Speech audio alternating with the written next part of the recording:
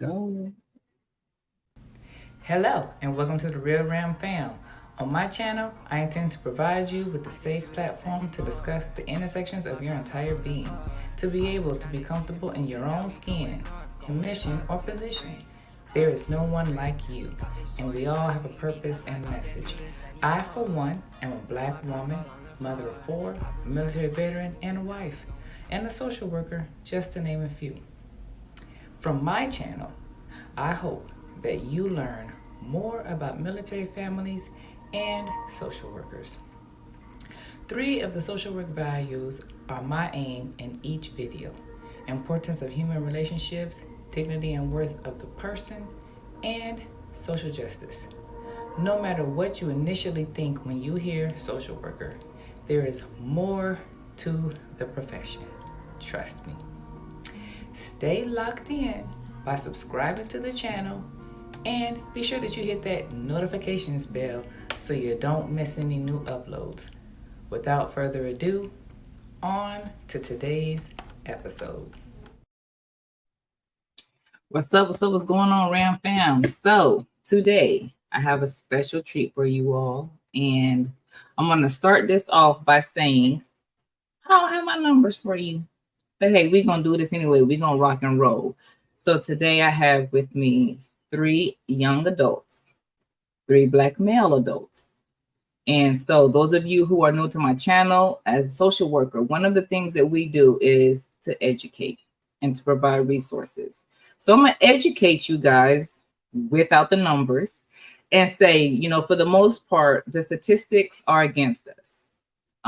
They say that the old statistics are that black men will not make it to the age of 18, and more so, they will not make it to the age of 21.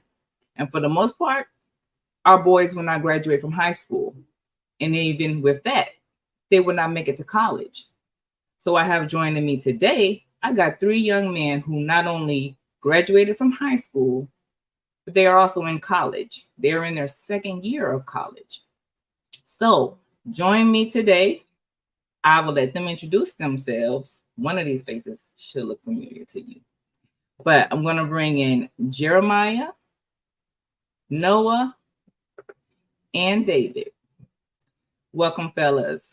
First of all, I would like for you to say your name, say your birth order, and then tell me where you're from, because that's going to be important in our little game that we play. Starting with Jeremiah, because you're to my right. My name is Jeremiah Barnes, from Washington, D.C. My birth order, 04, 01, 04. Sorry, what that means is, are you the firstborn, the second? Oh, okay. I was a little confused for a minute. My apologies. So I'm the secondborn. Secondborn, okay. Then David, because you're below me. I'm David. I what's the question again? Where are you from, and what is your birth order? Right now, I'm from DC, and I'm the firstborn out of 4 children. Okay. And Noah. I'm Noah Moselle. I'm from PG County, mainly Hyattsville, Beltsville area, and I'm the second born out of 3. Okay. So I basically got everybody from the DMV, a first and 2 secondborns. All right. So my first little game that you guys are going to play with me. All right. Can y'all see this? I can't even see y'all. One time, can you see this? Yes. Y'all can see that? Yeah. Okay. How do you say this? All of y'all answer, but one at a time. What is that? Water. Yeah, water. Cup of water. That was who? Because I can't see y'all no more. Say your name and then answer it. All of us said water the right way. Ain't no right way. David, say it. Water. Noah. Water. Jeremiah. Water. Okay. Say that, David. 2. Noah. 2. Jeremiah. 2. All right, David. What is that? Like what my hair type is? No, just what? No, what is that? That's hair, right? Hair. Mm-hmm. Ollie, what is that? Oh, I can see on my phone. Who was that? Jeremiah. Okay. And Noah. Hair. Okay. The word that starts with H. How do you say that? Ear. Ear. Here. What are those? Like, what do you call those? Shoes. Okay. Basically. Okay. Tennis shoes. Okay. That was 2 answers. Shoes. I said tennis shoes. Okay. What is that? A shopping cart. Okay. A cart. That's also a cart. I swear I heard your mind say a buggy before, but He trying to change up today. your mind trying to switch up. What's that? A basket. Yeah. Basket.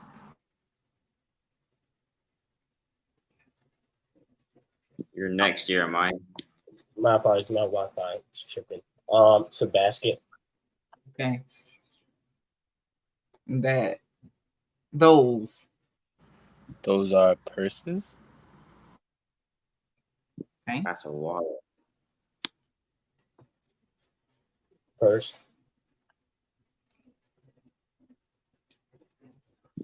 That is a purse. That's a purse. Yeah.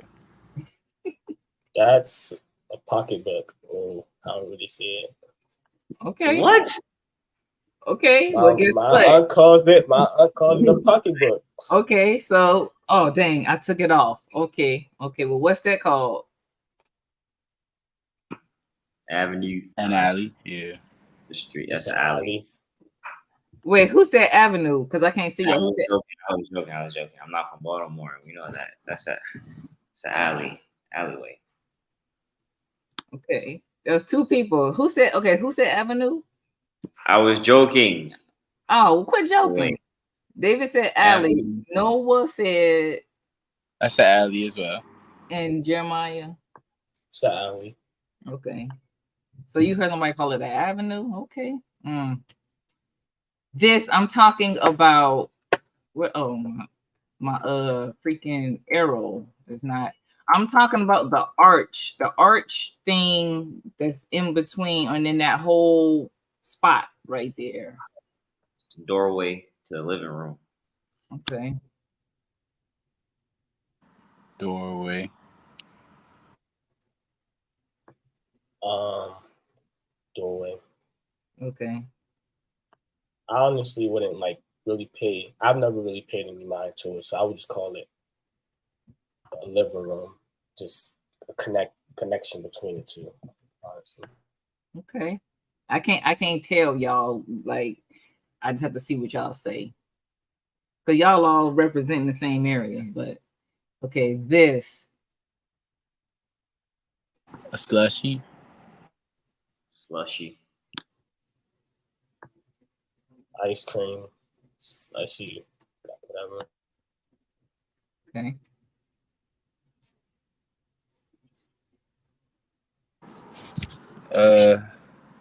Another slushy kind of ice cream type thing. That's like snow cones, snow ice, or whatever. Flavored ice. Depends. Icy. Okay. I'm agreeing with some of this. All right, now this the last one right here. Fill in the blank. Y'all Vote. may be too young, but That's a vote. okay. Vote. But I said vote for it. Okay. Is that three people that saw three of y'all? I'm gonna say but too. Okay. All right. Stop sharing. Okay. Thank y'all for participating and indulging me in that. Y'all said a lot of similar things. A lot of these are things that I say, but okay. All right. How was that for y'all? good. Good. Did y'all know what each other was gonna say? Good. Pretty much. No, Jeremiah changes words. What he says off camera. Is it live? No, it just started. I think I probably was gonna say I wasn't gonna be able to guess what they said because I feel like probably different backgrounds. They probably think different things. Like me, I thought that was a pocketbook, but they said purse. So I don't know.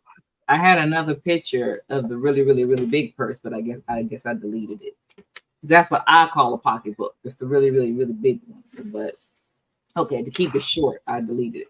Hey, wait a minute. No, there was one more. Hold on. There's one more. There's one more. Nope. There's one more picture. That's a wife beater. What's that? White beater. Tank top. Okay. T-shirt. This guy Jeremiah. You already did one answer. You just one answer. The first thing that comes to your mind. That's a wife beater. Okay. So, all right. So we're gonna go ahead and get started. So you told me your birth orders. You told me where you are from. Now, what high schools did you graduate from, and did you participate in any extracurricular activities? I went to Cardozo Education Campus. I participated in the engineering club for a little bit, captain in soccer team, boys soccer team. I forgot what else I did there, but yeah. You're muted. You're muted. You're muted.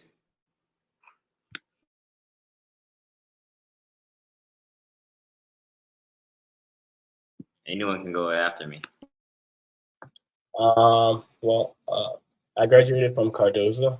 I participated in the Trans-STEM program, the National Honor Society, and the David was a part of the National Honor Society as well. Forgot to mention that. And the Student Government Association. I went to College Park Academy, and since my school was a little bit newer than majority schools, it didn't have that many people either. I didn't really participate in any extracurriculum activities because they didn't really offer any. Like, we didn't have a soccer team or anything there, so there wasn't anything for me to do. Okay, but outside of school, what did you do? I know you did, Noah. I think the most I did outside of school was just play soccer. That's it. Okay. All right. And Jeremiah, you didn't do any sports? Nah. Okay. All right. So, what message did your parents give you regarding your senior year in high school? For me, my moms, they basically told me that I have to really lock in this year and take this year really, really serious so I can give myself the opportunity to go to a good college or go take that first step into the real world and not and not set myself up for failure by doing bad in school, and then just have to get either struggle away to get into college or miss the opportunity and not get accepted at any. So Okay. Jeremiah, David. I'll say my mom. One main thing she always told me was like take my time. And that's kind of was like that's something she always said like throughout my senior year of high school was take my time, stay focused. Another thing was like she always told me to go after the scholarships. So that's something I was like mainly focusing on because of her. So yeah.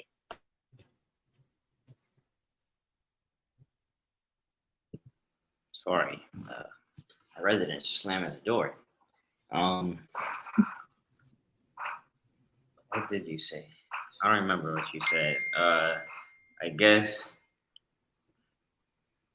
I actually don't remember. I think that you guys just kept saying I'm doing pretty well. You just keep my focus and what I want to do. I know we were kind of oriented on soccer, so you guys are like trying to help me a lot. So if that's what I want to do, make sure I'm making connections and whatnot, and make sure I'm looking at like school, like the background of the school, and not just the name of the school. So that's what I remember really. Hey, it's okay, all of y'all. I mean, it was 2 years ago, so it's all good. If you can remember, what was their message to you about graduation?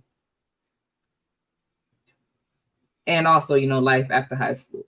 Even though one of you tried to jump ahead, but what was the message about graduation and life after high school? For me, my mom said congratulations. My mom said congratulations for the first step, but now this is where things are gonna get serious. And when you move in, this is a whole different world over there. So you gotta prepare yourself for that.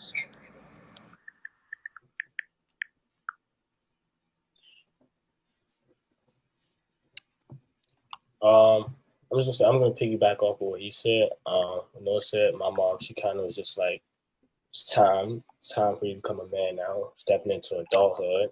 Um, Traveling far, so it's kind of she was basically telling me it's that time for me to kind of mature up a little bit more and more responsibilities to come. Okay. It's on you, David.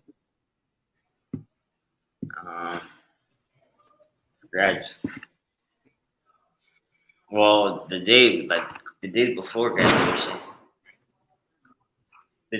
graduation, they told me, you guys told me, I'm saying they, to keep have fun on the day of graduation, and sometimes it'll be like the last time you'll see these people. So enjoy and cherish it. But after, it was like kind of it's time to become a man. It's a whole different world. You got to be able to apply life skills, be more accountable for yourself, and try new things out. I think that was the biggest thing. You guys didn't really say much for college because, again, you guys went to the military. It's not so much different, but college experience is a bit different than military life.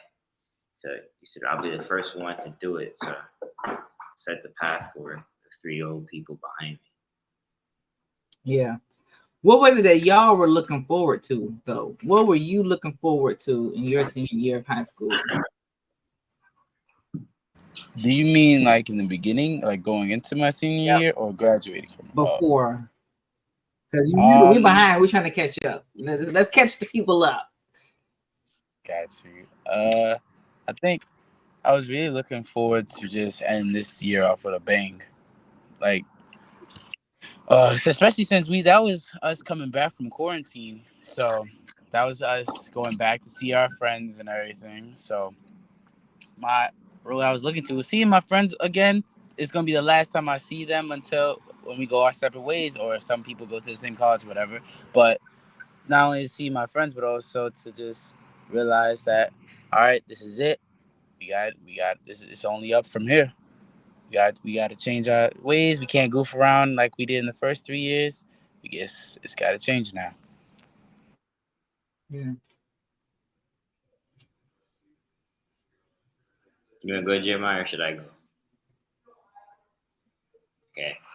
I mean, my goal, which like now I realized it was kind of far out, but because of what I did for my first 3 years, I was really trying to go D1 soccer. So I was trying my hardest to get recruited, change my whole face on the internet, like my social media, like totally flipped. Like I'm really trying to get scouted. That's my main focus. I had no worries about school because, like, not to flex, my grades were kind of good. It was going to get me into college already, even if I had a bad 12th grade year.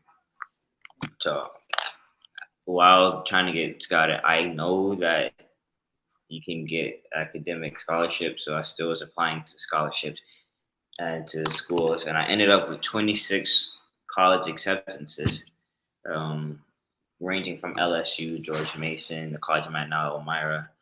Pretty big names. So I knew on that side, the academic side, that I was looking forward to that, but also I was still trying to go pro. And then everyone knows me, so my second goal was mainly girls.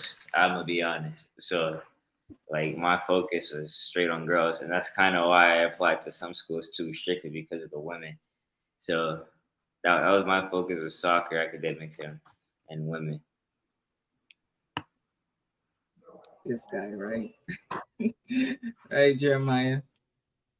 I say I was really looking forward to, honestly, I guess graduating, prom, all that, the whole senior experience. Also like applying to schools. I was really looking forward to that. Securing scholarships and stuff like that, and seeing my friends. That was honestly about it. And my second goal was obviously money. So I was working during my senior year. So I was like really trying to build up funds, stuff like that. Okay. So did y'all attend any of the senior events? I don't know how many there are other than prom, because Yeah, me and Jeremiah were at all. We was there. We were at the football games, basketball games. We at the everything. We were there. Me, Karina also. It was Karina and Jeremiah at everything. Because why not? I only had prom. That was the only thing my school did. But yeah, I was there. Okay. How important or memorable? Well, first of all, how important was it? Nah, disregard that, because you said you was looking forward to it. So how memorable are those events today? I would say prom and graduation. Those were like the two main events I was really looking forward to, and I kind of like think about them all the time because like those are the last moments you get to see your friends. You kind of like freshman year to senior year, and it's like, wow, met these people this long ago, and now look at us. So, yeah.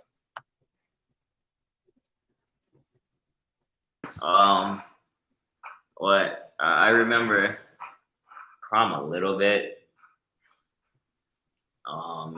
It was fun, but it was just like the Cardozo prom wasn't like how like Hollywood and all those other big schools make it. It's just like, and graduation was fun. Graduation was fun. I remember that play by play. So it doesn't really affect me, like shape my life, but I definitely remember graduation. My prom was pretty average, so I didn't really care for it like that. But my graduation, I think seeing my friends and realizing that we all made it and actually walked across the stage and all that, it was a really happy moment for me, and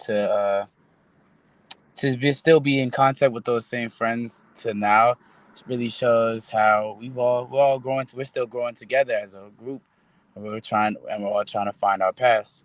So that was a really memorable moment in my life.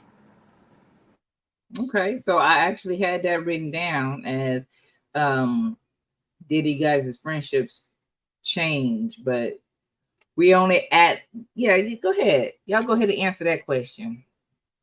I think my friend, the level of friendships I have with my high school friends that I graduated with, it's more so we're actually trying to make sure everybody's all right, like mentally wise, because during high school we don't really think about it that much, and we're just laughing, having the jokes, maybe doing a little bit of part-time work here and there, but it's not really that serious. But now that we're in college and everybody knows how like life threatening each not really life threatening but like how big these changes are coming towards us, we kind of like ask more deeper questions, check in more, and make sure that the other one isn't just being left behind while the whole pack is moving forward. Yeah, like that. Jeremiah and David, how y'all feel about you guys is, but not just you two, but like all of it, your whole little cohort of friends. Like, how's that changing? I'll probably say like it changed, and I feel like it's mainly because of distance. Being separated. I mean, you could still kind of like connect over social media, text, check in with each other here and there. But I think for me, like I haven't really talked to like a lot of my friends back from high school, and that could be on my end as well. Because I could do a better job at reaching out. But other than that, I mean, I feel like we're all kind of just like everyone's doing their own thing, so it's like everyone's focused on what they're doing, trying to make sure they get by, do what they got to do. Yeah. I'm not gonna lie, everybody stopped talking to me. Like I have this one group though. All right, Jeremiah's in also our YouTube, not YouTube, our Instagram group called Moshi Mosh, and so it's like people that we hung out with, like really close, and we usually would hang out with strictly boys during the summer or whatever. And we always talk in that group chat. Now the rest of people in that group are also now in their first year of college too, except one. He's a senior now in high school, but we still talk a lot. But everyone else, like they all stopped talking to me. I try to reach out to them and stuff. They always, oh, I'm busy, I'm doing this, and then I would go check their Instagram story and they're doing something else.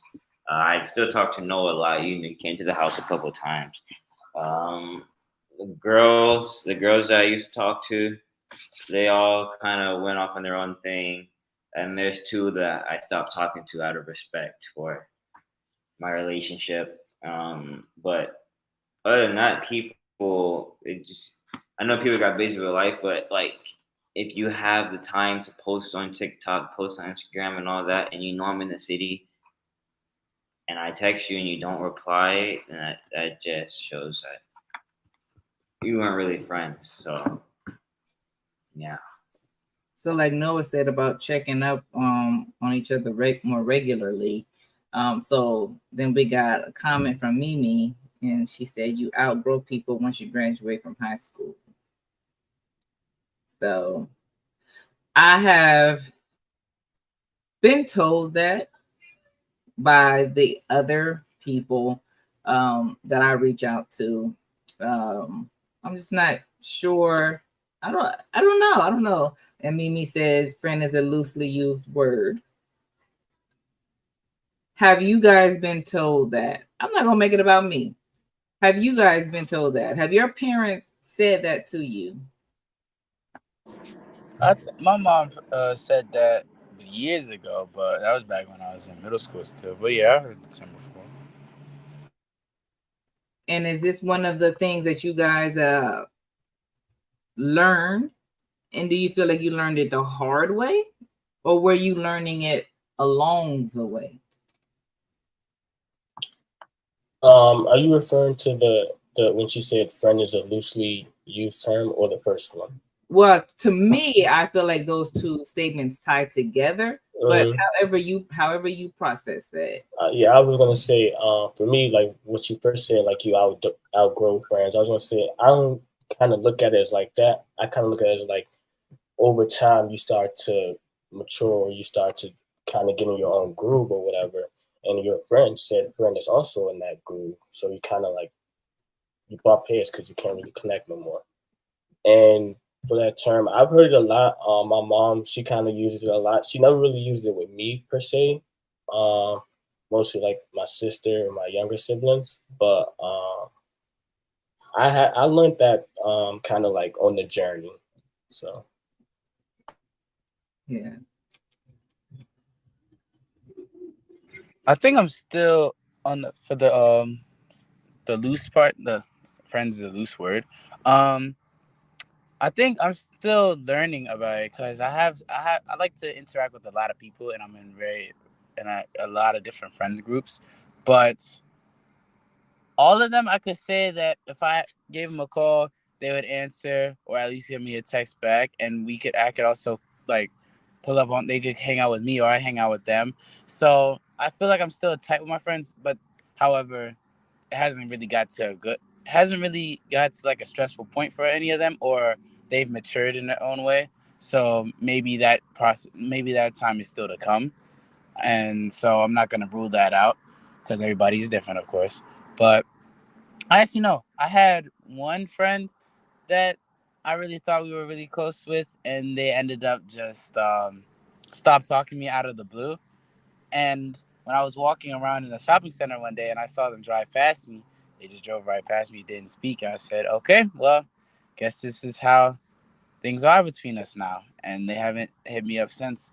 So I guess for the majority, I'm still learning, but there is moments where I can see it. Yeah. We got Miss Emmanuel says people also have different variations for the definition of friends, which is very close to using that word loosely. And you can't think they will do what you would do. That's a lesson. That's a lesson to learn. You got anything you want to add in on that, David, before I go to the next question? No, I mean, it's just like still even now that people just do some shiesty stuff, and you just be like, wow, I can't believe they would do that. Or like just like people unfollowing you on Instagram because that's like now you can see. And you're just like, I didn't even know that we had a problem with each other. Yeah. And it's like, I don't know. People are weird. So I don't really call people my friends, but I'm still nice to people, so people still take advantage of that. But I don't really call people my friends no more like that. It's like, yeah, I know that person or whatever. It takes me a while now to say my friends. And I know that a lot of people were cool with me in high school to get like answers off of me and stuff, trying to for their. And I was aware of that, so like I kind of expected it. If that makes sense. Yeah. So we got two athletes and then a person who was active in the SGA. So when you said on STEM, are you still active in STEM, and exactly what were you doing, Jeremiah?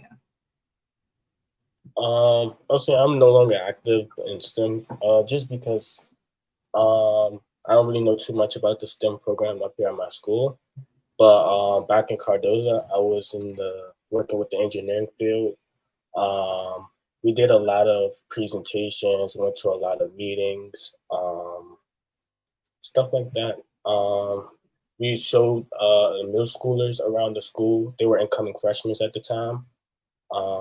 Stuff like that. Kind of been an ambassador for the TransSTEM program. Okay, an ambassador showing students around. And for those who are watching who may not use the abbreviation SGA, what does SGA mean? The Student Government Association. Okay, so that what position were you? So it was kind of funny. It wasn't really organized as well as it should have been, but I'm pretty sure we had 2 vice presidents at one point. I think I ran for vice president as well, or president, one of the two. I really don't honestly remember, but it wasn't, like I said, it wasn't organized as much as it should have been, so we didn't really get to do any hands-on work for real. So which kind of sucked, but that was that. Okay. Say less. Either way, you were trying to step up as a leader. Okay, and so it takes a lot of leadership to run that. It takes a lot of leadership in sports, or so they say. I'm going to let the athletes speak on that. It's supposed to help you learn more about leadership qualities. So, how present, and even, you know what, you said also National Honor Society. So how present were you guys as parents when it came to you guys' school functions and events? My mom was never there. Yeah. Oh, that woman. Yeah, nah. Everyone knows that you guys were very active. Maybe not so much my dad, but definitely my mom. She was everywhere. You were the president of the PTO for like a year or two. The liaison, like you were everything, and you're always there at the games. Even the teachers know who you were, so you're very active. You need to ask a question. You said that we use counseling. I got that. Noah and Jeremiah. It was a private chat. I can't even see. For me, I'd say my parents were very, very active throughout those events and everything.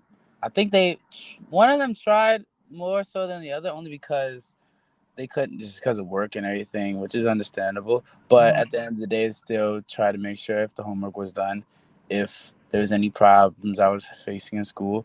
But that was in the first 3 years where they were really on top of it. In the last year, they pretty much left it up to me, because that, as they was giving me that practice for going into college, because it's gonna be all up to me. So for the majority, I'd say basically every event or anything that happened, they were there. They were always there. Well, my mom, I'm gonna say she was kind of like active from a distance. She was never like the type to go to like the PTO meetings or anything like that. But she always did like try to make like any special events or anything like honor meetings or graduations, proms, promotions, anything that I guess you could invite a parent to, she would try. But other than that, she was kind of just like active from a distance, making sure I did what I had to do. But she wasn't the type to come up to the school mostly. Yeah, because that's the essential part of the heart of the question. It's your senior year. So how active is your parent? And for you, from your point of view, how important is that? So that's the next part of the question. How important is that? And in your case, well, both of you guys' cases, did you have the community or a community to kind of make up for that absent parent? I would say it was like really important to me, but like I didn't charge it to her heart, charge it to her mind. Something my grandma used to say. And so in terms of having that community, I think I did have the community to kind of make up for that. I had like my friends, I had counselors, I had like people outside of school. So it was kind of like I was okay. I was fine with it.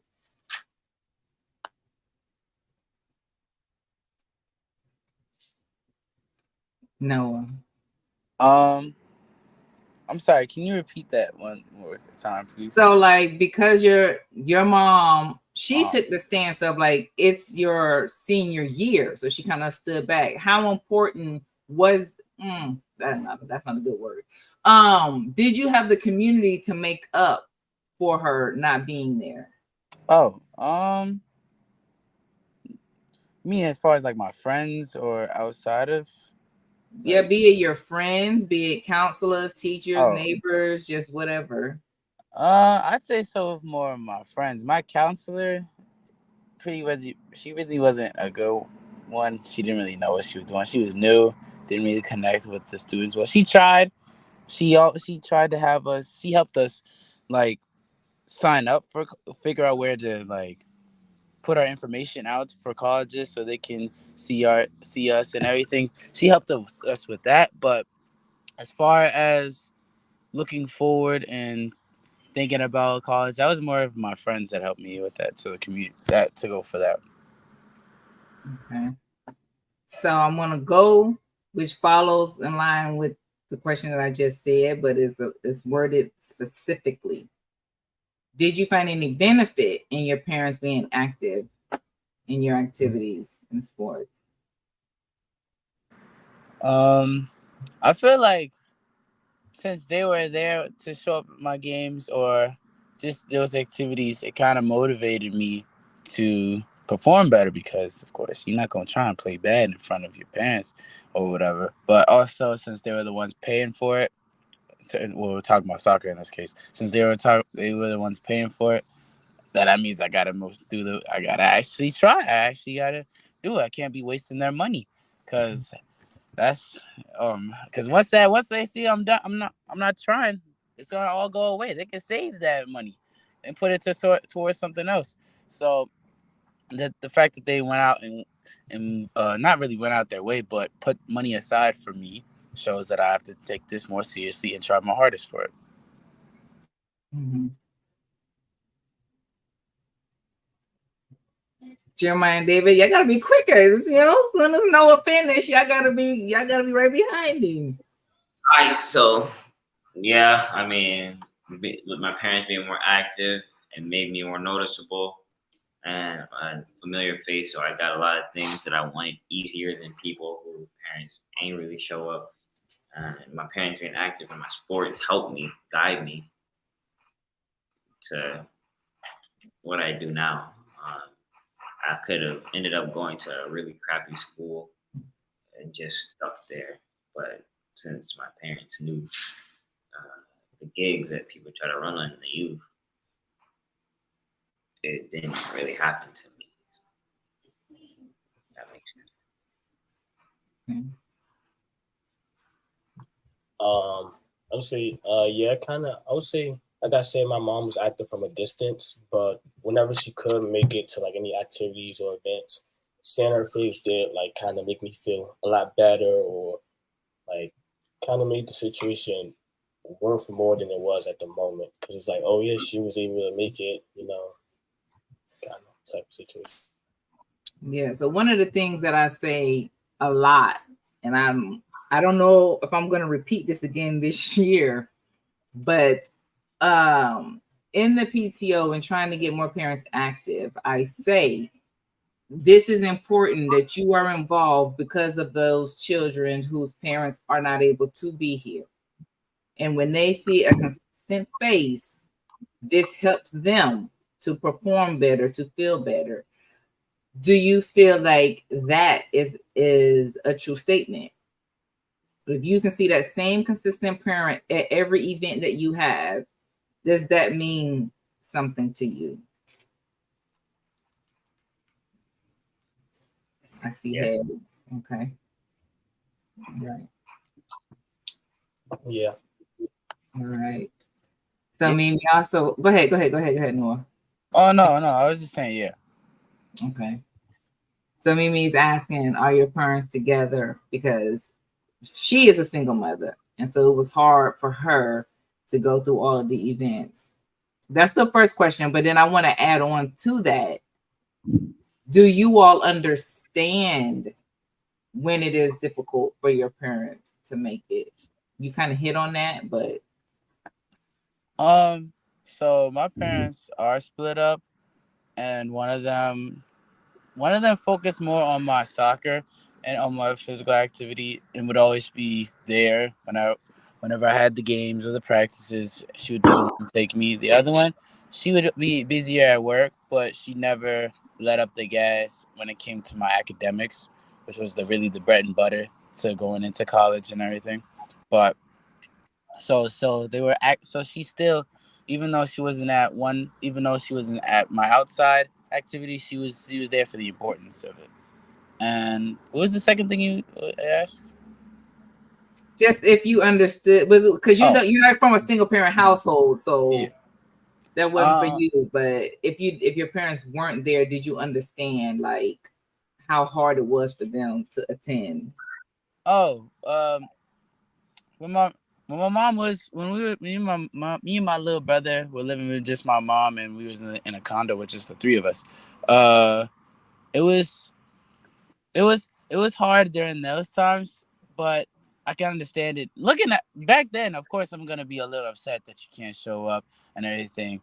But as you know, what I'm saying, maturing and actually realizing and see how hard they've been putting in the work over the years, I can actually understand and be like, okay, it's impossible for her to be Superman and be everywhere, but at the right moment she'll be there.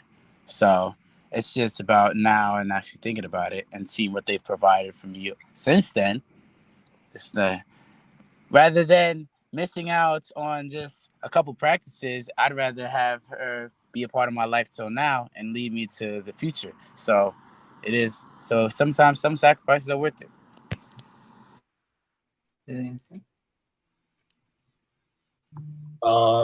I would say, so my mom is single. I do come from a single parent household, and so when she's not able to make any events, I do understand. Because I know like I have a younger sister. She's 2, so like my senior year of high school, my mom had just like got around to having her, so I was able to understand, or it was easy for me to understand why she couldn't come to all the events. But like Noah said, when I was younger, I probably more than likely was probably upset whenever she couldn't make it. But now that I matured up, it's like, oh, I understand why. Yeah. David. Oh wait. I'm gonna come back to him. I'm gonna throw Mimi. Sorry. Someone was asking me what am I doing. I know you got to do your job.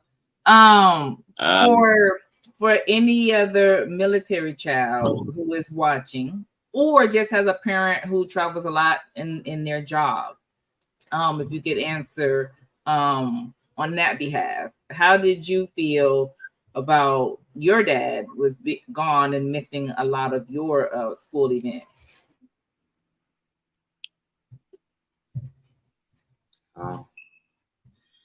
I didn't feel good, but I understand what he was doing. He was doing some big boy stuff, so it sucked. But in the end, it helped me be able to be away from my parents. Because these people here in college, they cried after being away for a week from their parents. Now I'm used to like, yeah, okay, my dad's gonna be gone for a couple months, or I'm gonna be away from my parents for a couple months. It will be okay.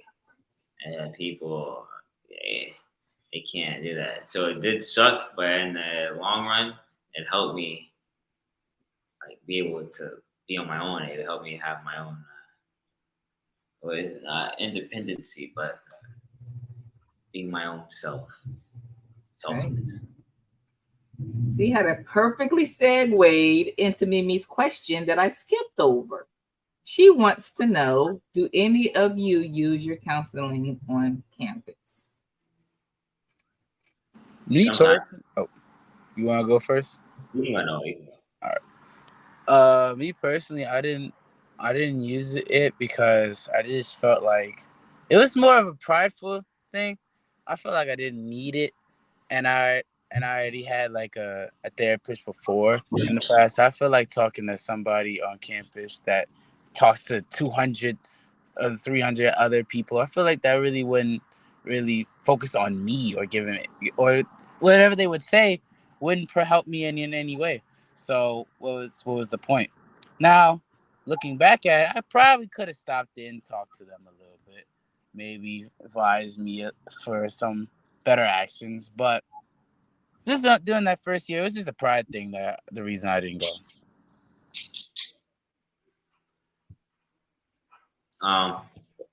For me, I didn't really need it. I enjoyed my time in college. I recommend people to the counselor and stuff like that, but I have friends and things. The only mental thing I struggle with was me not playing very much at all until it made me question, am I even good enough to even still play? I really did not like soccer for a very long time. It was very mentally draining on me, but I would just talk to some people who went through the same thing. I would say for me, it was kind of like I didn't think I needed. It was like two things actually. So, by me being an introvert, I would never like put myself in a situation where I gotta go and talk to somebody or something like that, like a random person, because that's just some I struggle with, like social anxiety. So going to go speak to a counselor about any of my issues or something like that in a whole new environment, like PWI, it wasn't something I was comfortable with doing. I wasn't. So Okay. So, David, that's directed to you. You're having this struggle. That would have been the perfect time to talk to somebody. Get them, Mimi. So you guys, go ahead. So in your senior year of high school, right? How and when did you guys start preparing for college? I'd say about April, May-ish during those. Well, no, May because we graduated around May. So really in April. That's when I think that's when you put the final checklist or like saying that you're going to a certain college around that time, Aprilish, I believe. That's when you pick the college that you're going to. So around that time when I picked it, that's when I had to mentally prepare myself that I'm about to go away. One, and I was going to the mountains too, so I was gonna be living in a whole different environment. So I had to prepare myself for that.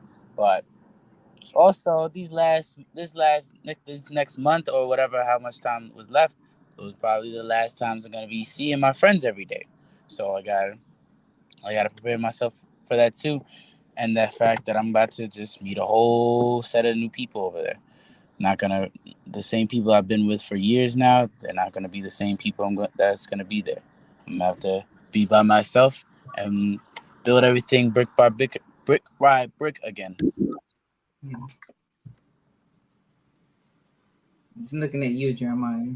okay, I would say I started preparing probably around April too, because I know that's when I started like filling out like scholarship applications, doing the essays and stuff like that.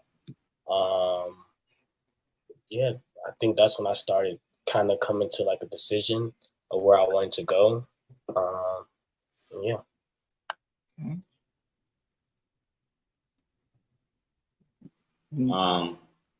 I think we all started preparing for college way before that. Mentally, maybe a bit later, but we all started applying to college in like October.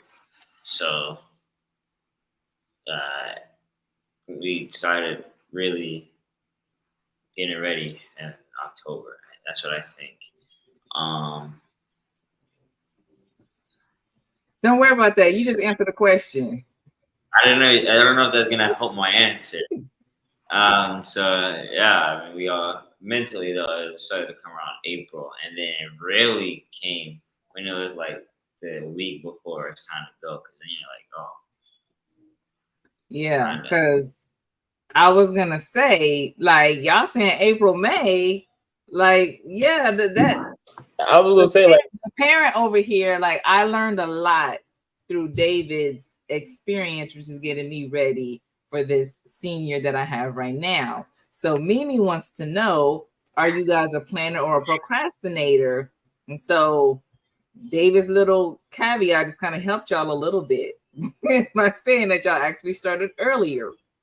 But generally, are you guys planners or procrastinators? I'd say like before everything before this summer and mainly and you're going into my first year up till then, I was definitely a procrastinator. And I even though I tried to get better in doing my classes and like doing homework assignments and the most important things, I still struggled a lot in that regard. But now looking back through it, I've been starting trying to actually plan my life better and become better, because procrastination, there's only one destination for that, and that's just failure. So it's not necessarily just failure, but you'll struggle more if you procrastinate instead of just planning. Honestly, for me, I'm probably both. It's funny because I can sit down and I could plan my whole day out and like say, oh, I'm gonna do this at this time, this is my plan. But when it comes to like academics or like my work, homework, I procrastinate really bad. That's why I have to work on my time management. So I'm probably both. It depends. I plan for things I care about. I plan crazy for things I care about. But then and stuff I don't really want to do, I might procrastinate. Like, yeah, we have a special guest. You gotta introduce the people don't know who that is. This is my girlfriend, Jasmine Knox. She really wanted to be in this YouTube video, that's why she texted me privately, can I pull up? Okay. She's a big fan of the RealRam TLee YouTube channel. And Jasmine, are you also a sophomore in college? Yeah. See, I can't see her. Oh!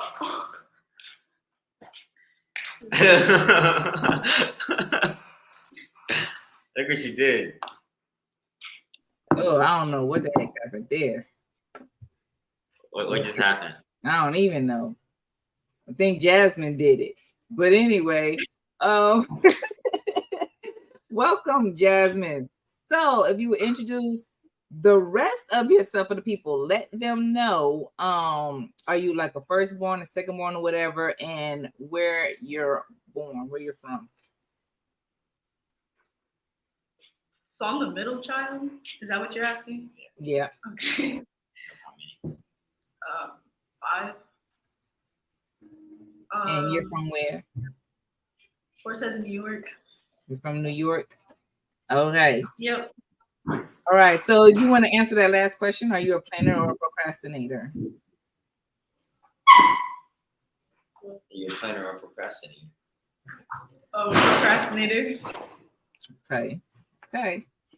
So the next question is, in retrospect, wait, you can't answer this question yet, Jasmine. When did you start preparing for college? Was it your senior year in high school? Like them? No, my junior year. Okay. So was planning during your senior year adequate?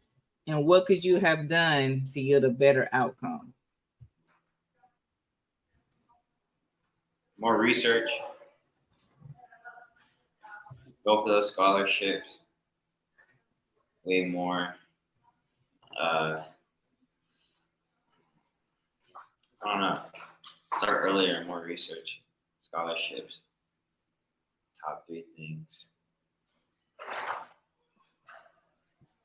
I'm gonna agree with the idea of the, like research. I definitely could have done a lot more research about my school, securing more scholarships, and I guess planning ahead of time should have been something I should have done. So. I didn't really see the thing. I didn't take charge in my college for like going to college and like setting up what to do. I let my parents really handle it when it came to like major and also just the college I was attending. I should have taken that more serious, and I should be been a presence in there. I wasn't really a presence in that, even though it was my college and my experience and everything. So that's something I could have done. Yeah. So many questions I couldn't shoot off from there. But a question that would apply to all of you. Making me jump ahead. Did high school help you guys with time management at all? I'd say not at all for my not really, because it was how my high school was. I could say it's like a mini a mini college in the sense that you had to do everything yourself. It wasn't really like that, but that's how they presented it. The teachers weren't really a real presence, and really they would kind of just like give up sometimes, and they would show that they would give up, or even verbally tell you that they gave up, and so you had to set yourself straight and set yourself accordingly to succeed in that school. And that's why I say it's kind of like a mini college, because it's the same thing in college. but but yeah, nah, they didn't really help, in my opinion. Not so much. I don't think high school was. My counselors didn't teach me nothing. Teachers didn't teach me nothing. I think just the stuff I was doing outside, and you guys helped me learn how to manage, especially being a military kid. I watch time management at the best it can be. Plus, living in Switzerland where they are on time with everything and they are able to do things properly, that helped me. But it's just, I think I was ahead of everyone in high school when it came to that. But I also didn't have as much stressors as other people's did. Like some people were first gen Americans of immigrant families, so they had to do more.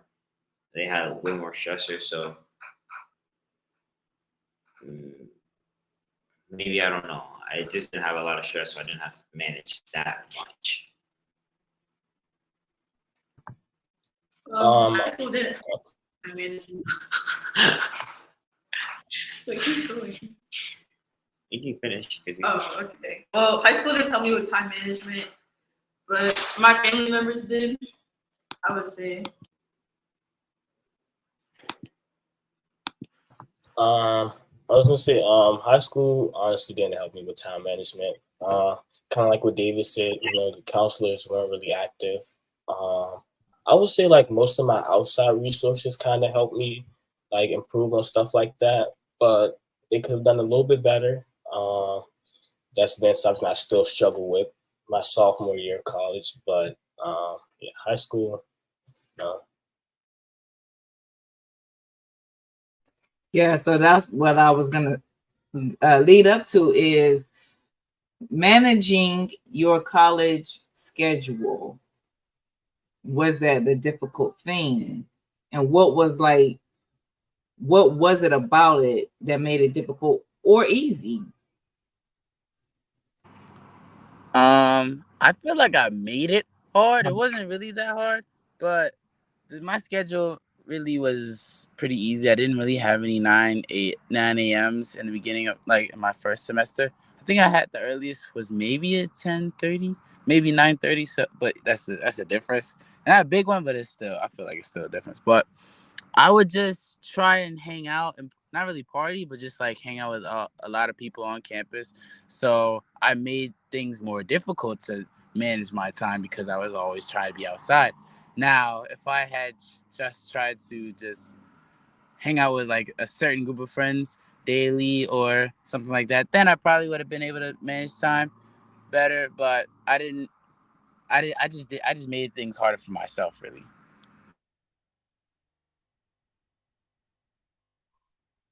I would say I would agree with no. I probably made things a bit harder for myself because I was trying to work at the same time. Also, I had like I think two 8 a.m.s my freshman year. So and I was working at like 6 a.m. to 8 a.m. So that was kind of like making things difficult on myself, and I'd say the workload as well. In college, they don't really tell you about the workload, so managing the workload and trying to manage my time at the same time was kind of something I was struggling with. Yeah. And Jasmine. I didn't hear the question. I was distracted. What was it? How was time management, like adjusting that? Was it easy or hard for you? It was pretty hard because just getting adjusted and used to it, and then like having to schedule everything and plan out everything ahead of time, and not like wait till last year. Yeah, That's what I so would say. yeah, me and Miss Emmanuel, it's kind of one and the same question, but I was thinking about the fact of you saying, Jeremiah, that you had to work. So it's kind of a loaded question. So let me know, if I gotta slow down and break it down, right? And then Noah saying that he didn't really partake in creating his schedule as well as choosing his college. I would like to know that high school time management and your high school and college time management, you trying to work. Did you guys work in high school as well? First of all, let me back up and ask that. Did you have a job when you were in high school? Yeah. Yes. Okay. Did you, Jasmine? Yeah. City. I had a job in high school. Where'd you work, Jasmine? Stop. All right. And so, and you had all the same extracurricular activities when you were in high school as well that you have in college. So adjusting to that from high school that you do in college now, and like I said, Noah, you said you didn't really participate too much in choosing your college and all that. Jeremiah, for some reason, you got these 8 a.m. classes. How was that for you guys? For me, I would say as sometimes it felt like a lot. Like it really felt like the pressure was just on my back, because I felt like I owed it to myself, my community to excel in college, get that degree. But with those 8 a.m.s and then the work, it was just kind of like, overwhelming sometimes. So What was the question? Basically, how was your time management skills different in high school versus college? And I was just throwing in the fact that everyone else had a job. But I guess for you, we just gonna stick with you also trying to go to soccer practice. Like, how different did that look in college than high school? Well, first off, I'm unemployed. Oh, not anymore. But I was unemployed my first year. So I had freedom outside of school, but I did not manage my time because my time was already managed by my coach. Especially for the first 3 months, I had practice. It don't matter what I want to do after. I have practice every day from 3. We have film starting from 3. Film's about an hour, and then practice going forward. So after that, then I will make sure I did my homework. Right when I got home, I go eat quick and then make sure to do my homework. And I didn't really have to manage anything. That was how my schedule looked. Go to class, eat homework, eat homework and practice. That was my schedule forever. So it wasn't really time managed. And make sure I did that. Then once the season ended, I had too much time now.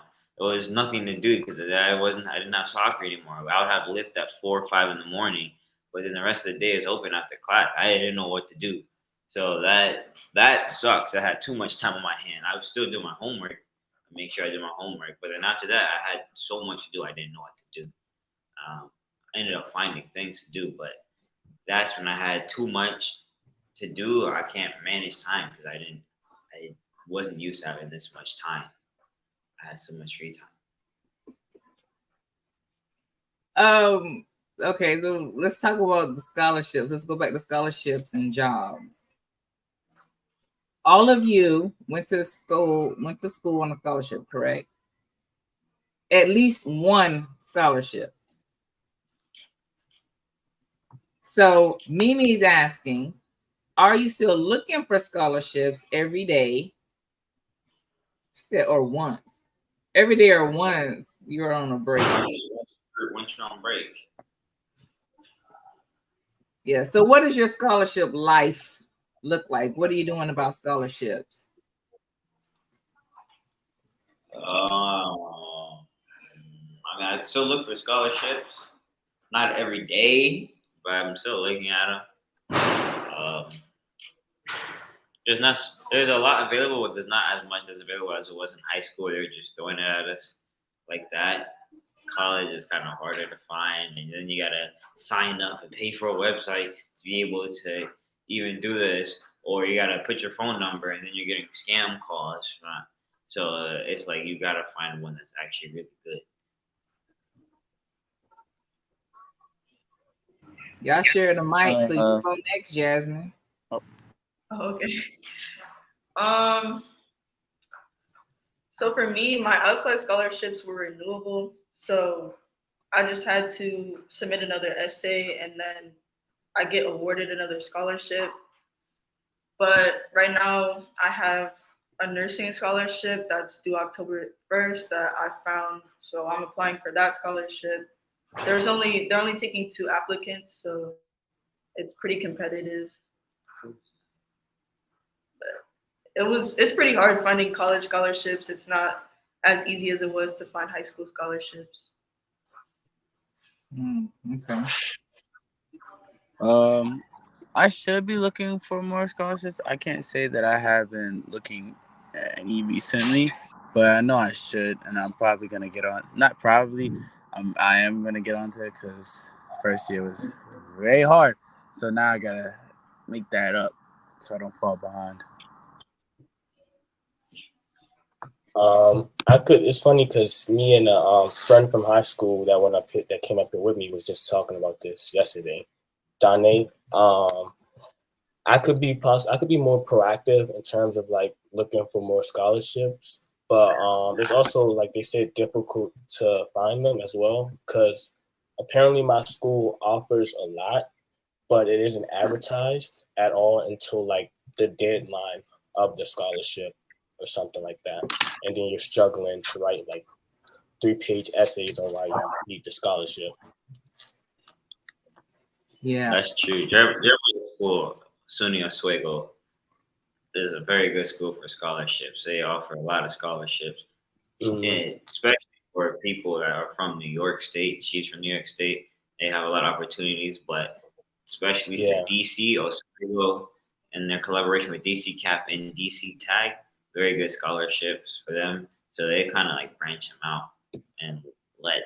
Again, I don't know how they're letting kids know about it, but I know in DC they let us know about Oswego a lot. Oswego offers. And I was also like another note on that. A lot of people from New York do get like a lot of scholarship opportunities up here. Like they have the EOP program, they have a bunch. But I'm gonna say, like for me in my case, like being an outsider, they don't really show you all the opportunities you'll have coming from like somewhere else. Like they mostly talk about like a lot of people from New York or stuff like that, or in the area. Pennsylvania. Yeah. So I want to make sure that I don't take too much of your time today, and also that Noah is a able-bodied participant in this. So we're gonna go back to my questions about your freshman year in college. You know, they say there's a lot happening in your freshman year in college. First of all, no, let me look at my list.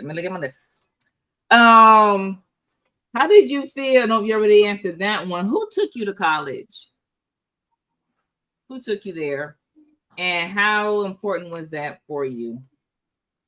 My mom's took me to college, and it was I feel like that was a really big part for just in my life because they're the ones that been with me and been helping me since preschool, all that, since I've been born actually. But they've been there since everything, and this is a big moment. I'm about to be by myself for the first time in my life, like by myself, not just stay home a couple hours because they out doing whatever. I'm about to be by myself. Gotta eat, learn all that, do everything by myself. So that was a big moment for me to say, not necessarily a final goodbye, a goodbye, and then we're gonna see each other weeks, months later. There's gonna be some duration. I won't be able to see them when I wake up in the mornings anymore, but something that needs to happen. So it is what it is. My mom and my stepdad, they came up with me, and that was very important to me because, like, it took 2 cars and took that 6-hour drive, and so that was just like I really felt good about that, honestly.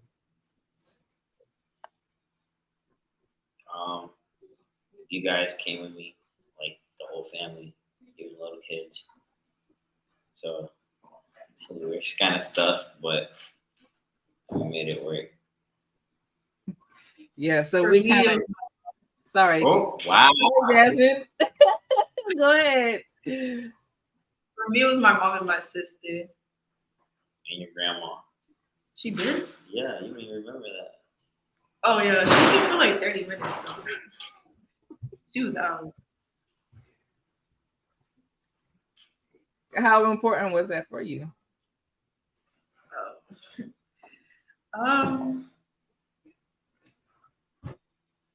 I mean,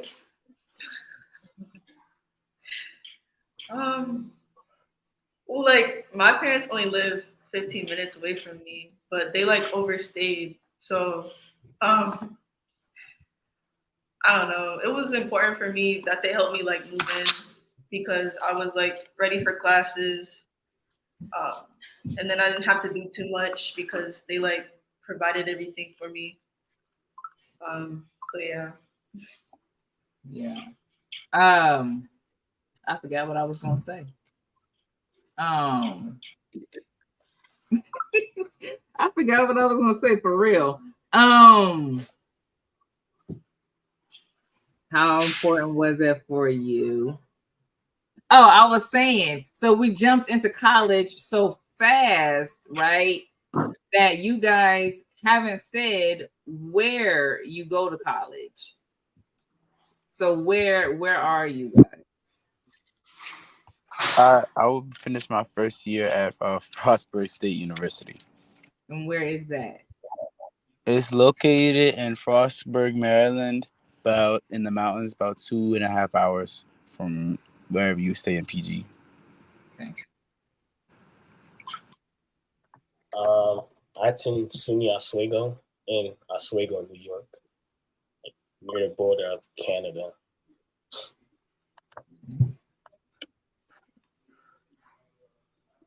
Myra College in New York, upstate. New York. Okay. Not too far from Jeremiah's college. I actually played his college, and he showed up to a game. Yeah. Okay. So I was talking about, so we talked about that already.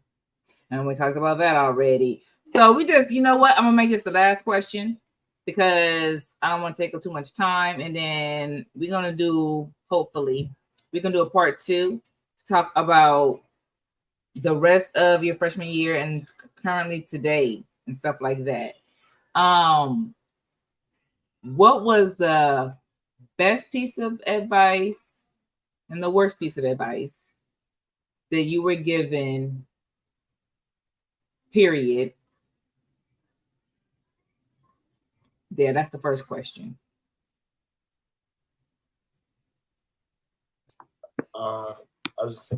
Well, the best piece would be from my mom. She told me, college is what you make it. So it is what you make it out to be. So when I first considered coming up here to the PWI, I was really skeptical. I kept telling my mom, I don't feel like I'm gonna like it. I don't think I'm gonna like the environment, etc. I'm not gonna feel comfortable. And she told me it is what you make it. I think the worst piece of advice would be have fun, go experience everything, because having a little too much fun, get a little behind, but may not be the worst, but not the best. For me, My parents basically, not my parents, just not just my parents. My family basically gave me a really good advice in the sense that college is not a game, and they were very. That was very true. Going through this first year and figuring out is definitely not a game. It's not for the weak. It's not for the and it's not for just people that's just gonna goof around all day. So I say that's really good advice. But for bad advice, I say I got this from my grandfather. I feel like he was just he's still living in his times. So he said it was like something along the lines that um friends wherever you go to, the friends that you had before will not you won't have that same relationship. And I feel like that's not is not the case nowadays because I'm still friends with a lot of my friends in high school, and they go different colleges across the country. Now the closest level and like how dependent we are with each other, that of course is gonna vary. But at the end of the day, I could still say that some of them are my friends. Not some of them. I can still say that they are still my friends.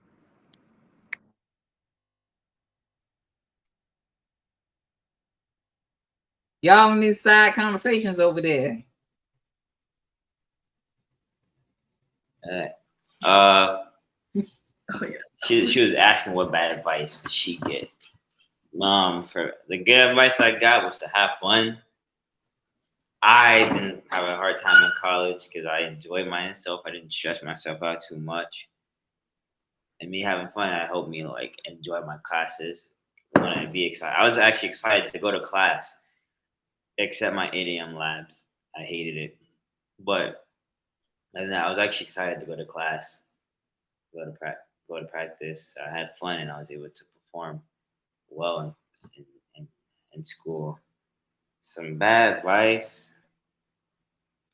I didn't get bad advice. It was just like that might have been for you, but kept in the back of my mind. I can't really think of much. I didn't have like, any bad advice.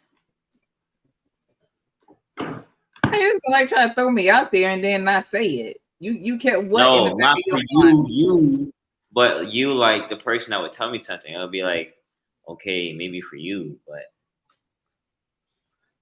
just Okay. thinking. Jasmine. Oh, I guess good advice I got was like no question is a dumb question. So like if you don't understand anything, like ask questions. And then I didn't get bad advice, but um High expectations. yeah, high expectations because um on my second like intro to psych quiz, I got a 60 on it, but the lowest quiz score got dropped. So that was my lowest quiz score, and then my mom, without context, didn't know that, and she was like upset that I got a 60 on my quiz when all my other quizzes I got like I did better on them, like hundreds. So I just had that one bad test At her birthday quiz. party. Yeah. It was at her birthday party. And then like I'm a first generation college student, so it's a lot of pressure on me. And what did you guys was there anything that you guys learned the hard way? Because it is often said, freshman year, that's when you are experimenting, and that's when y'all going wild. People put on those freshman pounds, all this whatever. What did y'all have to learn the hard way? For me, there's three things that I would say that every college student probably went through, but those were the main things. In order, from least to greatest, I would say first off, just being broke. You have to actually experience the college brokenness. Is a joke when you're not in it, but when you're in it, it's really depressing. Sometimes when you see all your friends going out and everything, and you just can't go out because you have only like $10 in your bank account, if that. So you can't do that. The second thing, it would be the separation between family, friends, or just loneliness. You can't make friends, or you just got simple homesickness. And I feel like that that really dwells on some people, especially if they go like really, really far out of states, and it's just them, and they got to do their whole life, basically have to their whole life to it was back home. So now they got to change everything and just do something else in an unfamiliar environment. And then the last thing, this is why I say this is the most important one, was grades, because the last two, you could have those two could be good for you, but you can't move on to the next year without good grades. That's just not gonna happen. You're gonna be on either academic probation, or you're just gonna get kicked out. There's no more, no more. Take a year over. You just get kicked out. And so, how harsh the grading assignments were, and the work assignments in general, that was probably the hardest out of all of them.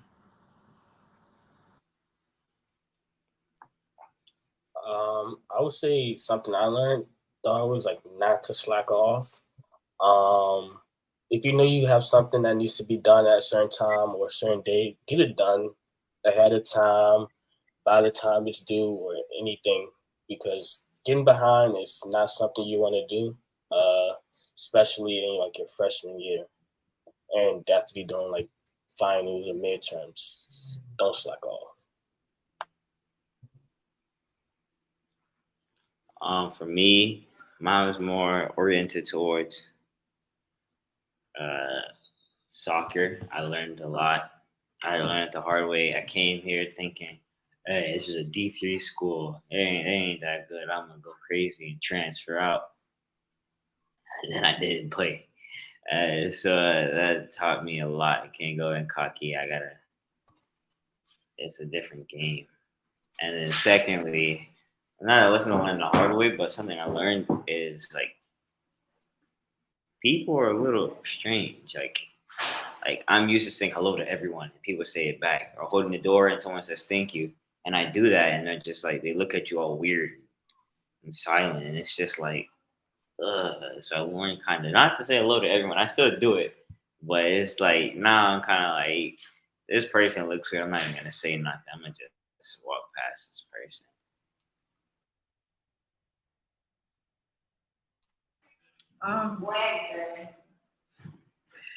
For me, going to see my professors during office hours was helpful. You learned that the hard way? No. Where did you learn the hard way? Not speaking up for yourself. I guess like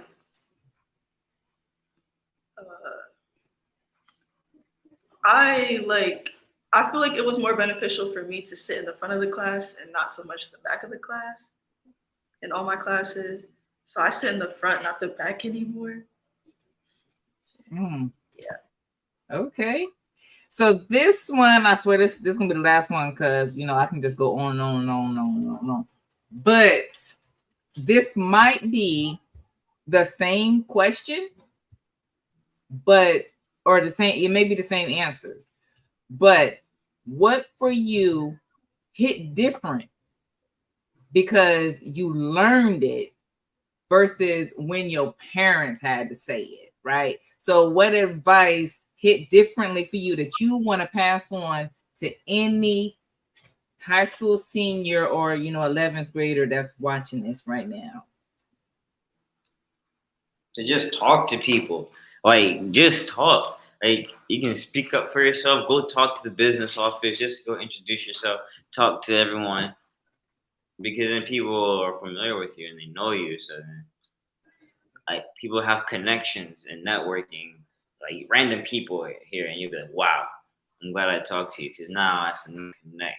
Talk to people. Go to the business office. If something gets put on my account, they waive it off because that's David Lee. He can't talk to me. They waive it off.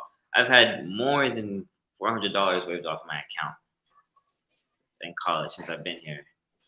Because I just go talk to people. And, oh no, this is fine.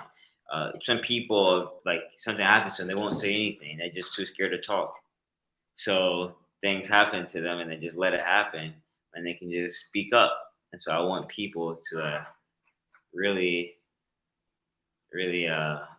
be adamant for themselves, speak up for themselves and get to network with other people. Because if you do that, that makes college so much more easier. So much more easier.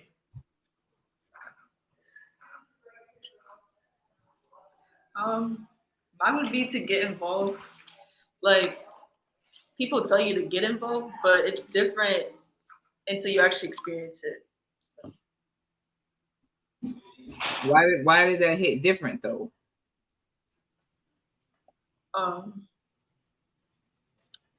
Because I also like that you said sitting in the front of the class instead of the back. So those two kind of go the way I process your answer. They go very much together. So why did that hit differently for you experiencing it versus you being told that you needed to be more involved?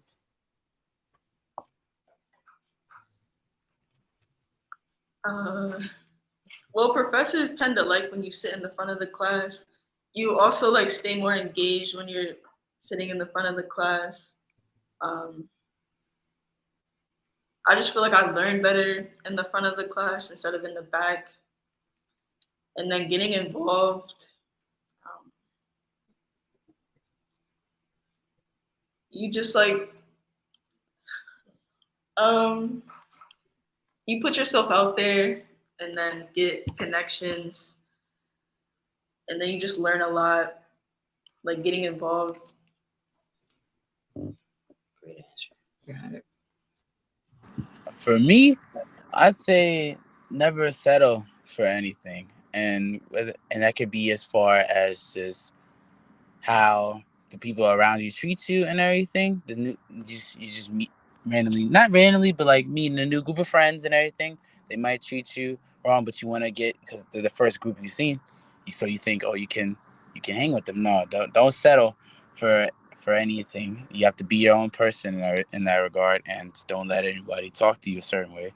And also, don't settle when it comes to grades. If you got like a 69 or something like that, and you say, "Oh, it's close to 70," that's cool. That doesn't matter. Mm-hmm. In college, you can't do that because that 69 will show up as a D. And in some classes, it won't show up. It won't round. They won't round up or give you a chance for that. So I say, try and make the effort in all grades because all grades matter. Even the ones you think is little, and the little assignments that you think, oh, it's only 1% of your grade. Think of it as all of it matters because they all add up at the end of the day.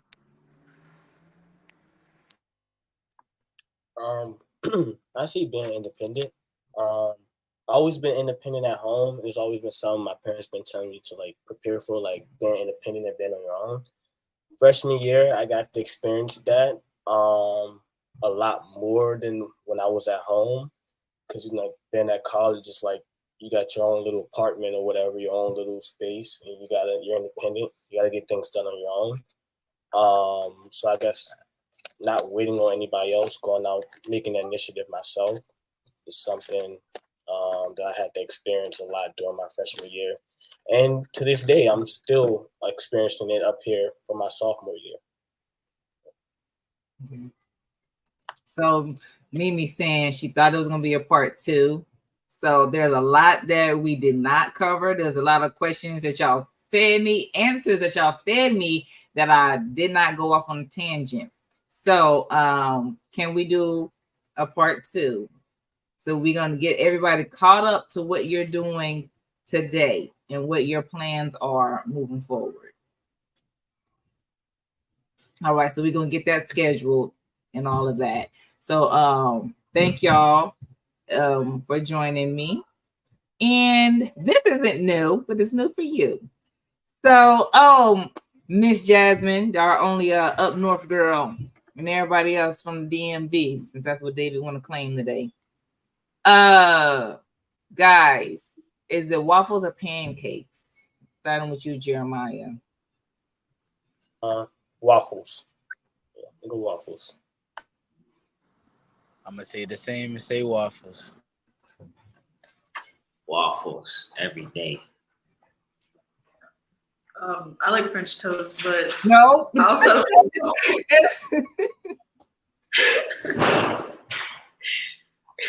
What'd you say? Yeah. I said waffles.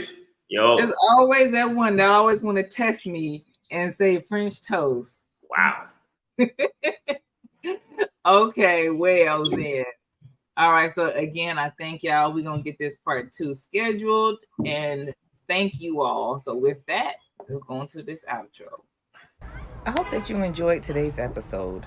I would like to thank my guests for joining me, or simply thank you for watching the pre-recorded episode.